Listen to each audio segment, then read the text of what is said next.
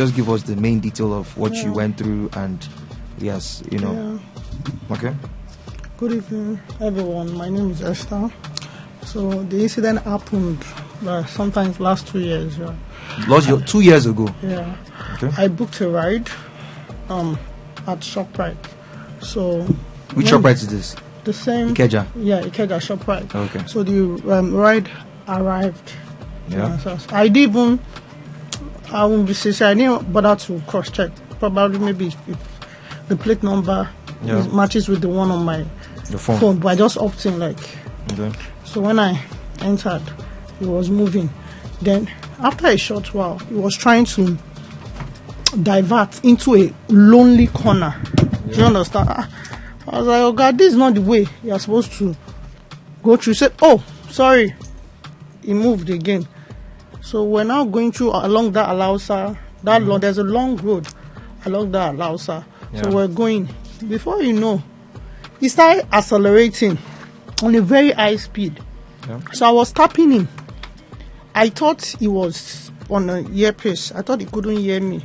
So I was like, okay, yeah, on a high speed now, reduce your speed. I tapped again. The more I tap, the more he accelerates. I was like, this one is above my power. This is a red flag. This is danger. So I was so ready that I removed my wig. I was like, it's going to be a do or die affair tonight, because all my gadgets, my phone, my business line, I was just thinking fast. I thought so fast under 1 minute that these phones cannot go. I put my gadget, my bag in between under the seat. The seat, yeah. Remove my wig under the seat. I started struggling with him on the steering. He was, the car was wavy. Yeah, I was like, if you don't leave this car right now, I'm not like all those girls. I told him that I've been hearing about this story, but today is my turn, and I will show you that I'm not all those girls you mess around with. It was like, I saw that surprise on his face, like, this one is tougher than me. I said, if you don't release this car, I'll crush both of us on the trailer. I don't care. He was like, he knew that I was not ready to give up. So I managed to remove the key. I stopped the car at the middle of the road. Where I was targeting a place that is open. I didn't want to stop in maybe corner or somewhere. Before I know, some group of men just appeared from nowhere. Like other 2 cars behind me. Let's say, okay, 3 cars behind me. What happened was I was even jumping. I said, this guy tried to rob me. This guy tried to rob me. One of them was like, calm down, tried to rob you. I know you. Are you not the girl Olosho? Like that. That's a regular term used for prostitutes. Yes. I said, me from where? I said, why is this man against me? I was thinking, telling them someone is trying to rob me. They are going to protect me or even fight the person. Or it was a different. They were against you. The next thing, like 4 or 5 people were against me with a group of men. So what was happening? It was only one man that was saying the different thing. So me and the man against like 6 other men. So our voice was just below them. Yeah, it was subdued. The man was like, calm down now. She's a lady. Let her say, what happened?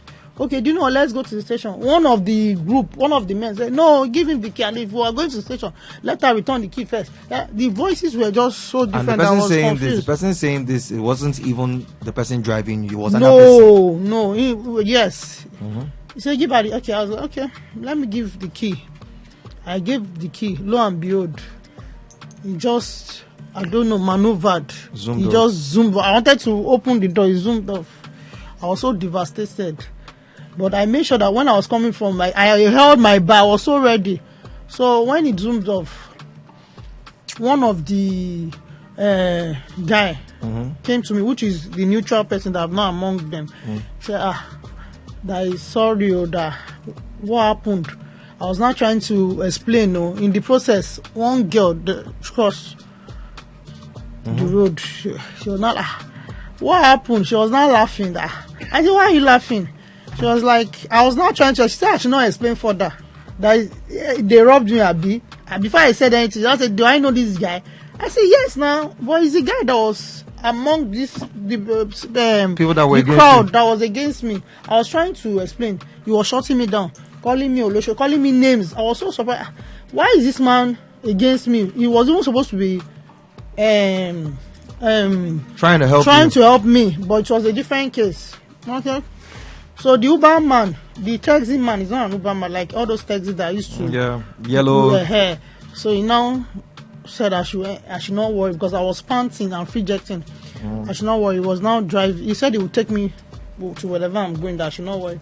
On our way going, we saw the man again. He passed. He said, is that not the man that girl showed? Or the man was pursuing him. I said, please, you can't be chasing this man. You don't have gun. You don't have anything. So why are you chasing? I even have the video on my phone.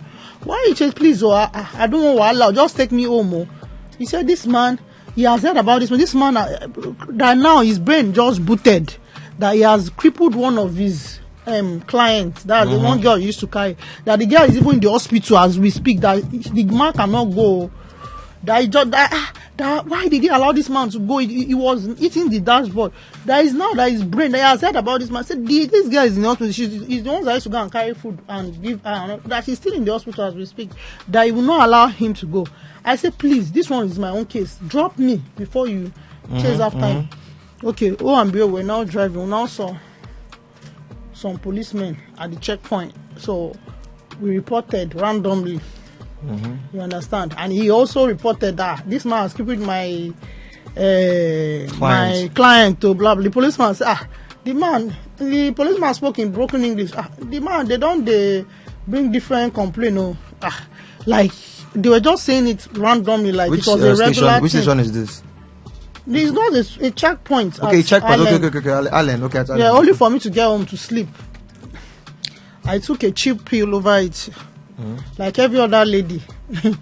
You understand? Like, thank God I wasn't raped, I wasn't harassed, and nothing happened, and I'm safe. So I just wanted to create an awareness, like to the public, because I don't want any other people. I didn't even know what they planned, and their plan failed totally, woefully.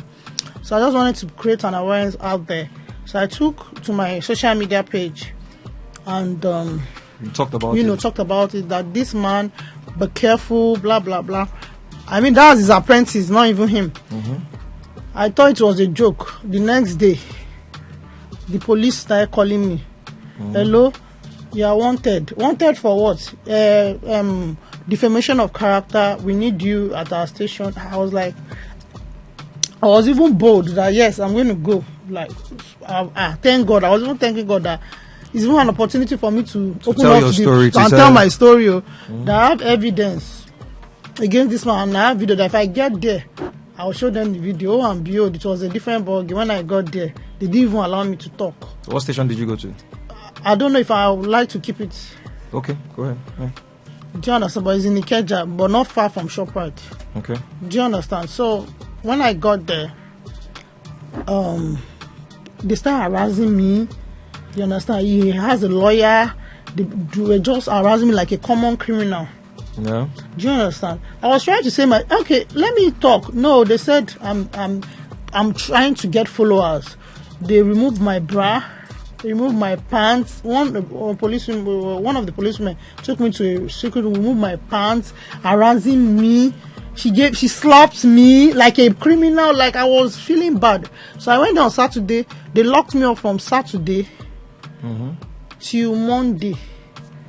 Even I called my dad. Then my dad was in an orthopedic, like this local. His legs were paining him, so they were taking care. He had to leave the local orthopedic hospital to come to the station. Probably he was going to play a pity party for them to consider the situation and die down. But it was a different story entirely.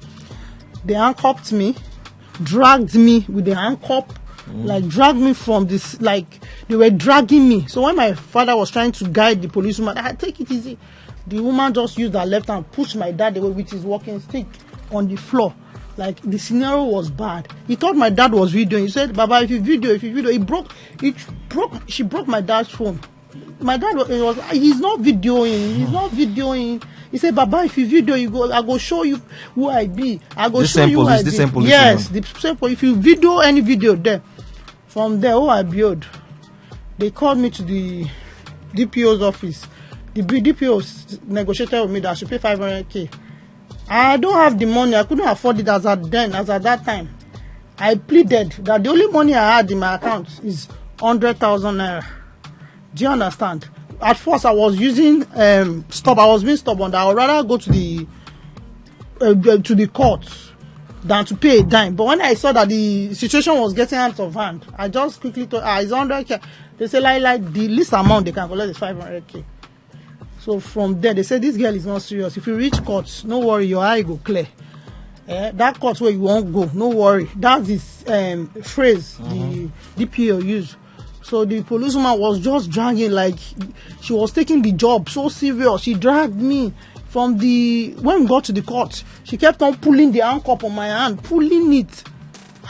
People were just looking at me like a common criminal. Maybe I stole something on the road. So when you got to court, when we now entered, only for me to be happy in my mind, say, thank God, first time in my life I'm going to be in the court. I've never been in the court before. I only watched it in the movie. I thought it was the same movie scene that hey, James, talk. Oh, you are the thief. I didn't know it was a different scenario. Only for the court. Are you guilty or not? I said, my lord, I'm not guilty. The next thing, I saw myself. You had representation. What was your lawyer? Was your lawyer there? Yes. My lawyer pleaded. It was all zero. Before I closed my eyes and opened it, I saw myself in the Black Maria with common criminals. Straight to Kirikiri. I landed in Kirikiri. It was just like a nightmare. Could you believe that they even put me among hardened criminals, killers, kidnappers? I was among them. We were together in a room. I was an house help to a killer. I was there for a month. I suffered. I labored in that prison. You understand? I suffered. So how did you now get out of the prison? Money. I worked my way out. I paid the processes to get out of the prison. So getting out of the prison, I thought that was the end of the whole scenario. Only for the guy to want to. He was using different connections. Like he wanted to resuscitate the case, take the case to high court. But thank God I found mercy in the presence of the judge. The judge asked, what happened? Is it more than this case? Why are you after this girl? Please. You understand? We kept on going to the court. He was relentless. Now, the person you were going to court with was the driver. The one that's the driver, not the main man that. Yeah, the driver. Yeah, he said one of his uncle is the one sponsoring me. I already know it's that man. Which one of your uncle is sponsoring from abroad? He's sponsoring. He kept on different lawyers. He was relentless. We kept on dragging the case till 1 year. The court just said discharge and acquittal. So what I'm trying to say is, young girls should be careful out there because this guy has different tactics. He has different courts. As it is, he's watching us. He has followers. He doesn't use only my taxi. He uses Marua. Not long ago, now my worker to complain the same thing. He raped that girl. Now let me tell you the story about how he raped her. She picked the Marua in the night, like 9 o'clock. 2 guys he used 1 girl and 3 guys. So he kept recruiting people every day. They were going along the road. She entered Ogba. Only for the Marua man to divert to Shoprite on a high speed. He said, please no, this is not where I'm going, this is where I'm going. Before you know, the Marua, the one sitting out at the front brought out knife. The other one sitting there brought out gun. So she was the only one in the middle. They now packed her to that Shoprite, that same spot in the road. They raped her. Same Ikeja area. 7 people. Same Ikeja area. Yes, they are already packed, waiting for them. The Mara now drove to the. What's the name of this spot in Ikeja? Can you tell us where the spot? She said behind Shoprite. I even told her we should drive. Shoprite. I drove her there. She said I drove her there. She showed me. It's like there's a dark corner behind Shoprite by your left. So they took her there. That's what she said. She said the dark corner. You understand? So when we got there, she said there are some people waiting there in the car. Then this man was there. Before you know, they call someone. A brother sent money at that spot. They held her down. 6 or 7 of them raped her at that spot. Wow. And let her go. They were taking turns without protection. This girl was devastated, as in. So I wish. all in all, like this particular man, from all your accounts, the police have never invited She him for said questioning. along the road, when they picked her up with that blue car again from the Mara, they transferred her to the blue car. They were driving her all around. That they put somebody in the boot. The person was hitting the boot, back, and the policeman. When she saw the police, she was happy that thank God the police is going to save me. The person in the boot was hitting loud and screaming that someone that there's no way the police didn't hear. It's only for the police to collect money at that Alausa Alem. They collected the money and then let him go. That he paid them off. Like, so, do you understand? He paid them off. That she was like, surprised, police. But they could hear the man in the boot. They were not concerned about the man in the boot. They just collected money from him and allowed him to go. Wow. There is this, I think, it's not last month, somebody tweeted the same thing. And this guy actually gave the policeman 5,000 naira. Like, you know when this man is robbing you with his full chest and will tell you that nothing will happen. He'll be telling you nothing will happen. So that he has what connection, even that tell you nothing. that we know his name because he's lying to people that he's not the one. That's not him. His name is Oluyara Emmanuel Oluwasegun. That is his name. Olufat is his nickname.